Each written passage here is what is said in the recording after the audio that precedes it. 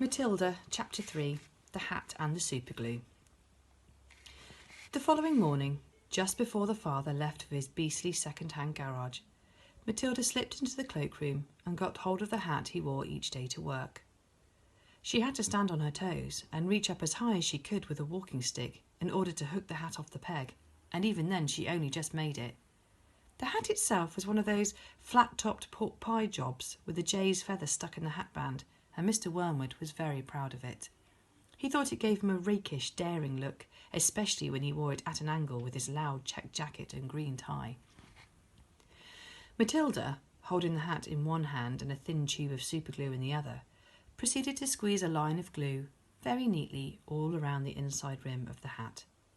Then she carefully hooked the hat back onto the peg with the walking stick. She timed this operation very carefully, applying the glue just as her father was getting up from the breakfast table. Mr. Wormwood didn't notice anything when he put the hat on, but when he arrived at the garage, he couldn't get it off. Superglue is very powerful stuff, so powerful it will take your skin off if you pull too hard. Mr. Wormwood didn't want to be scalped, so he had to keep the hat on his head the whole day long, even when putting sawdust in gearboxes and fiddling the mileage of cars with his electric drill. In an effort to save face, he adopted a casual attitude, hoping that his staff would think he actually meant to keep his hat on all day long just for the heck of it, like gangsters do in the films. When he got home that evening, he still couldn't get the hat off. "Don't be silly," his wife said. "Come here, I'll take it off for you." She gave the hat a sharp yank. Mr. Wormwood let out a yell that rattled the window panes. "Ow!" he screamed. "Don't do that! Let go! You'll take half the skin off my forehead." Matilda, nestling in her usual chair, was watching this performance over the rim of her book with some interest. "What's the matter, Daddy?" she said. "Has your head suddenly swollen or something?" The father glared at his daughter with deep suspicion, but said nothing. How could he? Mrs. Wormwood said to him, "It must be superglue. It couldn't be anything else. That'll teach you to go playing round with nasty stuff like that. I expect you were trying to stick another feather in your hat."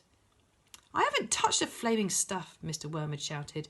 He turned and looked again at Matilda, who looked back at him with large, innocent brown eyes. Mrs. Wormwood said to him, "You should read the label on the tube before you start messing around with dangerous products. Always follow the instructions on the label." "What in heaven's name are you talking about, you stupid witch?" Mr. Wormwood shouted, clutching the brim of his hat to stop anyone trying to pull it off again. "Do you think I'm so stupid I'd glue this thing to my head on purpose?" Matilda said, "There's a boy down the road who got some superglue on his finger without knowing it, and then he put his finger to his nose." Mr. Wormwood jumped. "What happened to him?" he spluttered. "The finger got stuck inside his nose," Matilda said, "and he had to go around like that for a week. People kept saying to him, 'Stop picking your nose,' and he couldn't do anything about it. He looked an awful fool." "Serve him right," Miss Wormwood said. "He shouldn't have put his finger up there in the first place. It's a nasty habit. If all children had superglue put on their fingers, they'd soon stop doing it." Matilda said, "Grown-ups do it too, Mummy. I saw you doing it yesterday in the kitchen." "That's quite enough from you," Mrs. Wormwood said, turning pink. Mr. Wormwood had to keep his hat on all through supper in front of the television. He looked ridiculous, and he stayed very silent. When he went up to bed, he tried again to get the thing off, and so did his wife, but it wouldn't budge. "How am I going to have my shower?" he demanded. "You'll just have to do without it, won't you?" his wife told him. And later on, as she watched her skinny little husband skulking around the bedroom in his purple striped pyjamas with a pork pie hat on his head, she thought how stupid he looked. Hardly the kind of man a wife dreams about, she told herself. Mr. Wormwood discovered that the worst thing about having a permanent hat on his head was having to sleep in it. It was impossible to lie comfortably on the pillow. "Now do stop fussing around," his wife said to him after he had been tossing and turning for about an hour. "I expect it'll be loose by the morning and then it'll slip off easily." But it wasn't loose by the morning and it wouldn't slip off. So Mrs. Wormwood took a pair of scissors and cut the thing off his head. bit by bit, first the top and then the brim. Where the inner band had stuck to the hair all around the sides and back, she had to chop the hair off right to the skin, so that he finished up with a bald white ring round his head, like some sort of monk.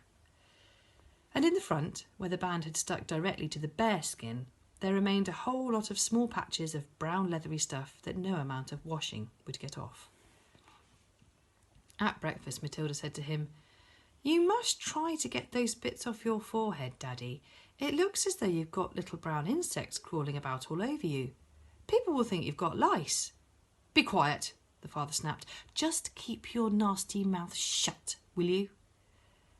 All in all, it was a most satisfactory exercise, but it was surely too much to hope that it had taught the father a permanent lesson.